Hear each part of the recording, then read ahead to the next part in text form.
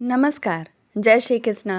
विजय लक्ष्मी कथा सागर चैनल में आप सबका स्वागत है।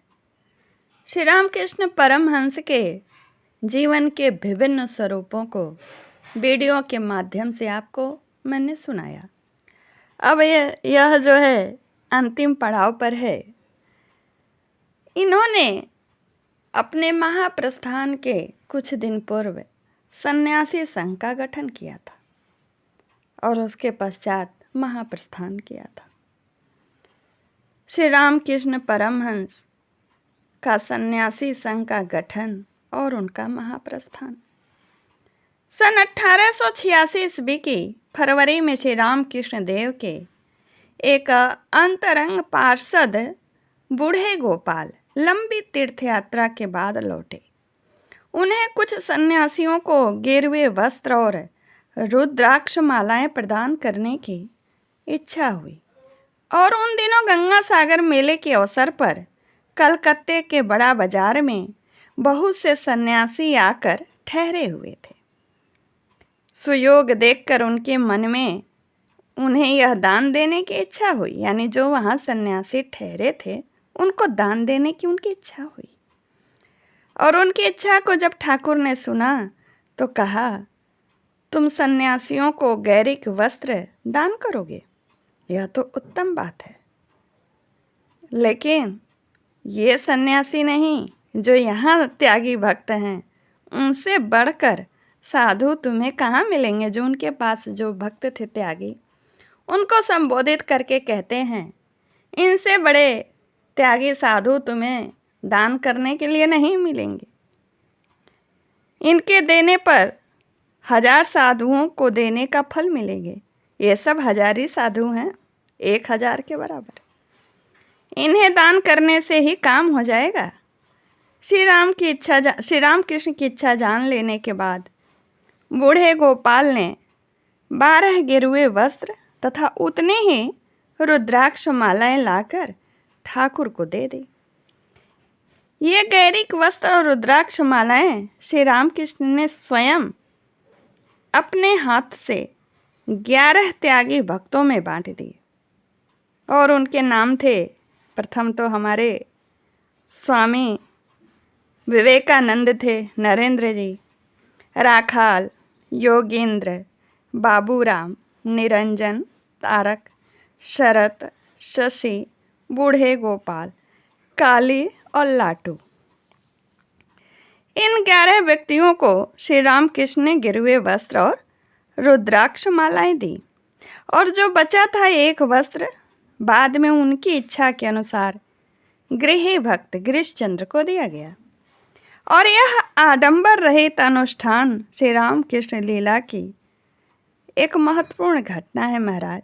और इसी अनुष्ठान के माध्यम से त्यागी संघ का अमोघ शक्ति बीज अंकुरित होने लगा।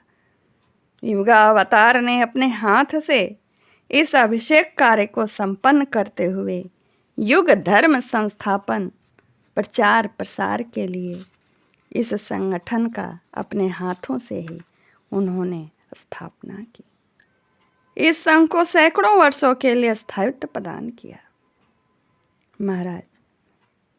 बाद में यह संगठन ने ठाकुर जी के लीला स्मरण के बाद इनके ही समक्ष सारे जो बिरजा होम वगैरह होते हैं उनको करके अस्थायी रूप से श्री रामकृष्ण सन्यासी संघ का गठन किया था।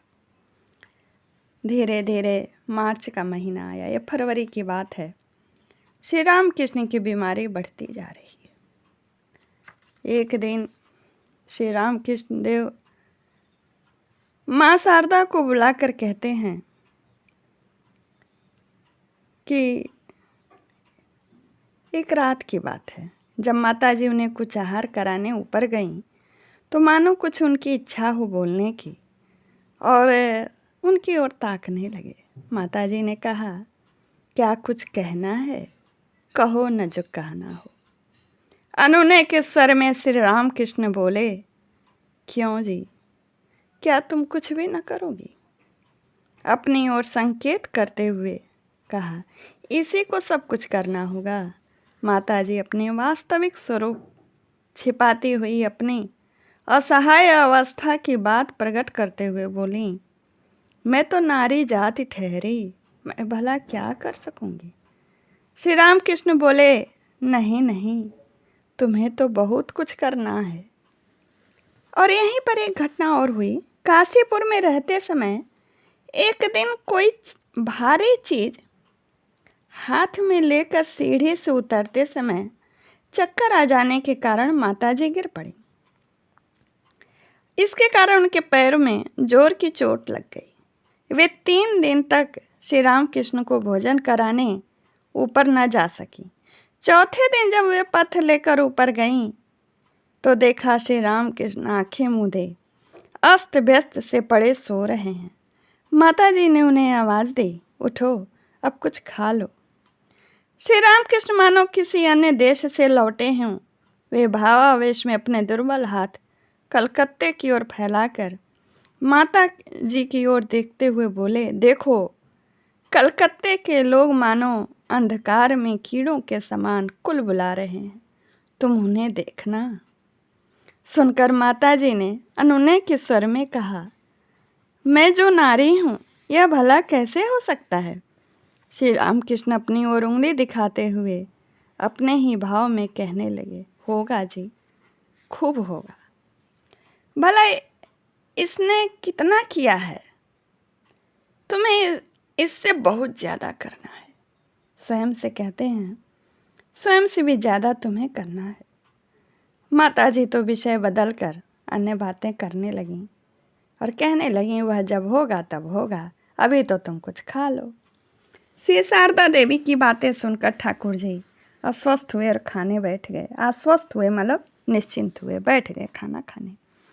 और ये श्री राम कृष्ण के देहावसान के बाद एक बार माताजी ने ये सारी बातें कहा था कि जब ठाकुर जी चले गए तो मेरी इच्छा हुई कि मैं भी चली जाऊं, पर उन्होंने दर्शन देकर कहा, नहीं, तुम रहो, बहुत सा काम बाकी है। इस प्रकार से रामकृष्ण देव ने लीला संवरण के पूर्व अपना जीवोद्धार रूपी अधूरा कार्य शक्ति स्वरूपणी से शारदा देवी को सौंप दिया था। योग धर्म के प्रचार के लिए उन्होंने अपने त्यागी अंतरंगों का जीवन भी गढ़ लिया था। उन्हें जीवोद्धार के व्रत में आत्म वियोग करने की प्रेरणा दी थी। वे जानते थे कि नरेंद्रनाथ ही उनका योग्य उत्तराधिकारी है और इसी कार्य के लिए उसका आगमन हुआ है। देह त्याग के कुछ दिन पहले उन्होंने नरेंद्र को बुलाकर कहा, इन सब लड़कों को तेरे हाथ में सौंपे दे रहा हूँ, तू इनकी देखरेख करना। इसके बाद उन्होंने नरेंद्र को जगत दुताय संघबद्ध जीवन बिताने के बारे में बहुत से उपदेश दिए। महाप्रस्थान के कुछ दिन पहले से ही नरेन को सायं प्रातः अपने पास बुलाकर दरवाजा बंद करके काफी देर तक विविध गोपनीय निर्देश दे रहे थे। श्री शारदा देवी तथा अपने अन्य त्यागी शिष्यों पर युग धर्म प्रचार तथा जीवोद्धार का दायित्व सौंपने के बाद श्री रामकृष्ण महाप्रस्थान की तैयारी करने लगे। और यह माता जी को देखा नहीं गया। दैवी प्रतिकार का प्रयास उनके मन में इच्छा हुई, दैवी प्रतिकार का प्रयास करने की, यानी भगवान से विनती करने की। एक दिन एक संगनी को लेकर तारकेश्वर गईं। श्री रामकृष्ण ने इसमें कोई आपत्ति नहीं की। वहां पहुंचकर उन्होंने 2 दिन तक निर्जल उपवास किया। फिर भी उन्हें देवता की प्रसन्नता का कोई आभास मां शारदा को नहीं प्राप्त हुआ। तीसरे दिन में महादेव को प्रणाम करके काशीपुर लौट आईं। सब कुछ जानते हुए भी ठाकुर बड़े भोलेपन से कहा, क्यों जी, कुछ हुआ? कुछ भी नहीं ना, कुछ नहीं मिला ना। एक और घटना से श्री शारदा देवी को पता चल गया कि श्री रामकृष्ण अब तिरोधान के लिए प्रस्तुत हो चुके हैं। एक रात उन्होंने देखा कि माँ काली गला टेढ़ा किए हुए हैं। पूछने पर माँ काली ने श्री रामकृष्ण के गले का घाव दिखाकर कहा, उसके इसके कारण मेरा भी हुआ है। से शारदा देवी समझ गईं कि स्वयं माँ काली भी श्री रामकृष्ण के कष्ट से पीड़ित होकर भी यदि उससे अच्छा नहीं कर सकती तो फिर मनुष्य की भला क्या बिसात। इतना ही नहीं, श्री रामकृष्ण ने अपनी रोग यातना का और भी एक गंभीर तात्पर्य श्री शारदा देवी को बताया था। कहते हैं, ठाकुर के जो भोग था वह मेरे ऊपर हो गया, अब तुम लोगों में से किसी को कष्ट भोग नहीं करना पड़ेगा। जगत के सभी लोगों के लिए मैं भोग कर गया। माता जी को प्रतीत हुआ कि लोक कल्याणार्थ अवतीर्ण श्री रामकृष्ण देव का यथार्थ मनोभाव यही था। जिस उद्देश्य से श्री रामकृष्ण देव ने नर देह धारण किया था वह अब पूरा हो चला था। अतः उन्हें अब अपने चिन्मय धाम को लौट जाना था। महासमाधि के 8 या 9 दिन पहले एक दिन उन्होंने योगिन को पंचांग लाने का आदेश दिया। अच्छा, वंग्य श्रावण के 25वें दिन के बाद से प्रतिदिन का तिथि नक्षत्र आदि पढ़ने को कहा। योगिन पढ़ रहे थे और श्री रामकृष्ण आंखें मूंदे सुने जा रहे थे।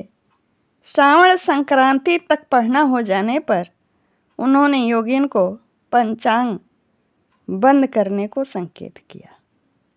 उस समय भला यह कौन सोच सकता था कि उन्होंने अपने देह त्याग का समय, दिन, तिथि, नक्षत्र निश्चित किया।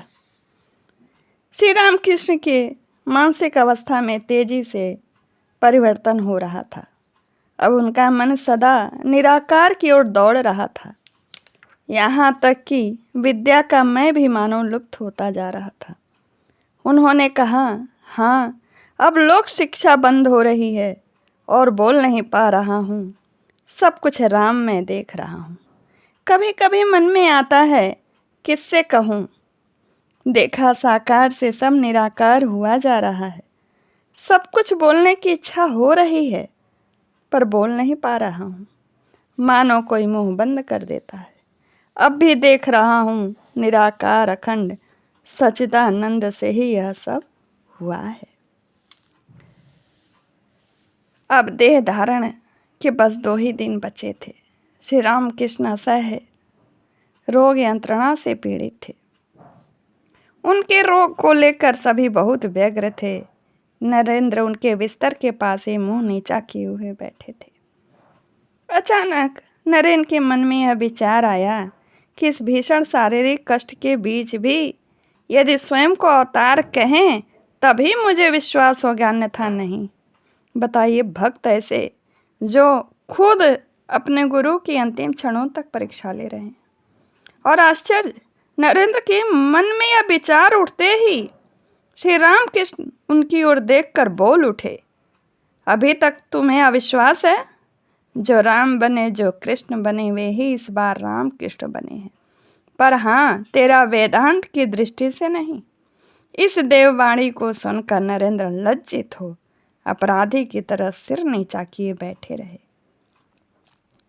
उनका हृदय मंथन हो आंसुओं की धार बह निकली। उन्होंने चिरकाल के लिए उन्हें अवतार के रूप में उसी क्षण स्वीकार करके बाद में उन्हें अवतार वरिष्ठ कहा था। सर्वदेव देवमयी भी कहा था ठाकुर स्वामी विवेकानंद जी ने। 15 अगस्त 1886 ईस्वी रविवार का दिन। यह श्री रामकृष्ण की नर लीला का अंतिम दिवस है। दुर्बल शरीर श्री रामकृष्ण बिस्तर पर तकिए के सहारे चुपचाप बैठे हैं। आशा का आलोक धूमिल हो चुका है। चारों ओर विषाद की छाया फैली हुई है। सभी सोच रहे हैं कि संभवतः उनकी वाचा बंद हो चुकी है, किंतु माता जी और लक्ष्मी देवी के आने पर उन्होंने सहज स्वर में कहा, आई हो, देखो।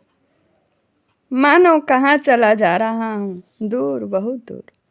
माताजी रोते देखकर माताजी रोने लगीं तो उनको देखकर वे आवेगपूर्ण कंठ से कहने लगे, तुम लोगों को चिंता क्या, तुम जैसी थी वैसे ही रहोगी। और नरेंद्र आदि मेरे लिए जैसे किया वैसे ही तुम्हारे लिए भी करेंगे। भक्तों के निराश हृदय में आज श्री रामकृष्ण का एक नया ही रूप प्रकट हुआ। संध्या के बाद उन्होंने थोड़ी सी भूख लगी सेवकों ने उन्हें उनका दैनिक आहार दिया, वह उनके गले से नीचे नहीं उतरा। सहसा उन्हें गहरी समाधि लग गई, शरीर निस्पंद स्थिर हो गया। इस समाधि की विशेषता को समझकर शशि रोने लगे। तुरंत गिरीश और रामचंद्र को बुला भेजा गया। आधी रात को श्री रामकृष्ण की बाह्य चेतना लौटी और उन्होंने फिर कुछ खाने की इच्छा व्यक्त की। तकियों का सहारा देकर उन्हें बैठाया गया। थोड़ा सा पथ्य उन्होंने बिना कष्ट के पान किया और कहा कि अब मैं अच्छा अनुभव कर रहा हूँ। नरेंद्रनाथ ने उनसे थोड़ा सोने का अनुरोध किया। उसी समय उन्होंने स्वाभाविक कंठ स्वर में जोर से 3 बार काली के नाम का उच्चारण किया और धीरे धीरे बिस्तर पर लेट गए। रात निस्तब्ध थी, केवल झिंगुर यानी झिल्लियों के झनकार सुनाई पड़ रही थी। रात को 1:02 पर, दूसरे मत के अनुसार 1:06 भी है कहीं कहीं। सहसा श्री रामकृष्ण का शरीर बारंबार पुलक के साथ रोमांचित हो उठा। आंखें स्थिर तथा दृष्टि नासाग्र पर स्थिर हो गई। अंग प्रत्यंग से एक अभूतपूर्व दिव्यानंद का स्पंदन फूट पड़ा। वे फिर गहरी समाधि में डूब गए। यही उनकी अंतिम समाधि थी, जो बाद में महासमाधि में परिणत हुई। श्री रामकृष्ण देव के स्वरूप में विलीन हो गए, स्वस्वरूप में ठाकुर विलीन हो गए। श्री शारदा देवी, मेरी माँ काली, तुम मुझे किस दोष के कारण छोड़ गई, कहते हुए जमीन पर गिर पड़ी और जोर जोर से विलाप करने लगी। श्री रामकृष्ण देव का शरीर थोड़ा गर्म था, इसलिए लोगों को लगा कि शायद यह उन्हें हर रोज लगने वाली समाधि है। विश्वनाथ उपाध्याय ने उनकी समाधि भंग करने के लिए उनके गले और मेरुदंड पर पुराने घी की मालिश करने को कहा। शशि आदि सेवक घी मलने लगे। दोपहर तक उनकी समाधि भंग होने की प्रतीक्षा करते रहे। दोपहर में लगभग 1 बजे डॉक्टर साहब आए और अच्छी तरह परीक्षा करने के बाद बोले कि उनकी प्राण वायु लगभग आधे घंटे पहले निकल चुकी है। फिर गिरुआ वस्त्र, पुष्पमाला, चंदन आदि से सजाकर श्री रामकृष्ण की पावन देह को नीचे उतारा गया, जहाँ उनके लिए एक नई खाट पर कोमल शैया सजाई हुई थी। श्री रामकृष्ण देव के महानिर्वाण का समाचार बिजली के समान सारे नगर में फैल गया। उनके पावन शरीर का अंतिम दर्शन करने चारों ओर से लोग आकर काशीपुर में एकत्रित होने लगे। उनका आनंद से उद्भासित मुखमंडल, रोमांचित शरीर, दिव्य ज्योतिर्मय रूप के दर्शन कर सभी चकित रह गए। डॉक्टर सरकार के निर्देश पर भक्तों से परिवर्तित श्री रामकृष्ण देव की देह का एक फोटोग्राफ लिया गया। फिर भक्तगण एक साथ मिलकर उच्च स्वर में हरिनाम लेते हुए उनकी पावन देह को कंधे पर लिए वराहनगर शमशान की ओर बढ़े। श्री रामकृष्ण देव की अंतिम झलक पाने के लिए रास्ते के दोनों ओर खड़े अगणित नर नारी अश्रुनीर से उन्हें श्रद्धांजलियां अर्पित कर रहे थे। भक्तों के विशेष अनुरोध पर त्रैलोक्यनाथ सान्याल ने चिता के पास बैठकर अपने भावभीने कंठ से श्री रामकृष्ण देव के प्रिय कुछ भजन गाए। तत्पश्चात उनके अंतरंग शिष्यों ने चिता में अग्नि दी। थोड़ी ही देर में उनकी 5 भौतिक देह भस्ममात हो गई। दाह कर्म हो जाने के बाद भक्तों ने उनका भस्मावेश तथा पवित्र अस्थियां एक कलश में रखी तथा उसे सिर पर उठाकर जय भगवान श्री राम कृष्ण की जय ध्वनि करते हुए काशीपुर उद्यान भवन में लौट आए। उस पावन अस्थि कलश को उन्होंने श्री रामकृष्ण देव के बिस्तर पर रखा। रात में शोक से व्याकुल श्री शारदा देवी विधवा का वेश धारण करने लगी। अपने अंग से एक एक करके उन्होंने सभी आभूषण उतार डाले। अंत में जब वे अपने हाथ से सोने का कंगन उतार ही रही थीं, तब अचानक श्री रामकृष्ण देव प्रकट हुए। उनका हाथ पकड़कर बोले, मैं क्या मर गया हूँ जो तुम सुहागिन की बाज तो हाथ से निकाल रही हो? कंगन मत निकालो। माता जी के हाथ में सोने के कंगन रह गए। इस प्रकार ठाकुर के अप्रत्याशित प्रकट होते प्रेम पूर्वक बातें करते हुए माता जी को थोड़ा सांत्वना प्रदान हुई। यह संवाद भक्तगण सुने तो विस्मित हो उठे। इस विस्मय के उनके हृदय की शून्यता को मानो पाट डाला। मन खुश हुए, उनमें एक नई आशा और उद्दीपना का संचार हुआ। वे संकट घड़ी में श्री रामकृष्ण देव को और भी स्पष्ट तथा व्यापक रूप से अंदर बाहर सर्वत्र अनुभव करने लगे। वे समझ गए कि श्री रामकृष्ण देव के देहावसान होने से ही सब समाप्त नहीं हो गया है। वे अभी दिव्य देह में आश्रितों को दर्शन देते हैं तथा उनका सभी प्रकार से कल्याण करते हैं। श्री शारदा देवी की व्यवस्था के अनुसार दूसरे दिन दोपहर में भक्तों की उपस्थिति में श्री रामकृष्ण देव के पवित्र अस्थि कलश के समक्ष उनका विशेष पूजन भोग आदि संपन्न हुआ। उन्होंने जो माता जी से कहा था, अजीत तुम लोग चिंता मत करो, इसके बाद घर घर में मेरी पूजा होगी, इसलिए श्री रामकृष्ण देव की पूजा का सर्वप्रथम माता जी ने श्री गणेश किया। उसके बाद धीरे धीरे सभी अंतरंग पार्षद और भक्तगण श्री रामकृष्ण देव को केंद्र बनाकर उनके श्री चरणों में एकत्र हुए। ओम तत्सत। ये भाग स्वामी अपूर्वानंद जी ने लिखा है। अक्षरशः यानी जैसे जैसे उन्होंने लिखा था वैसे ही वैसे आपको मैंने सुनाया। जय श्री रामकृष्ण।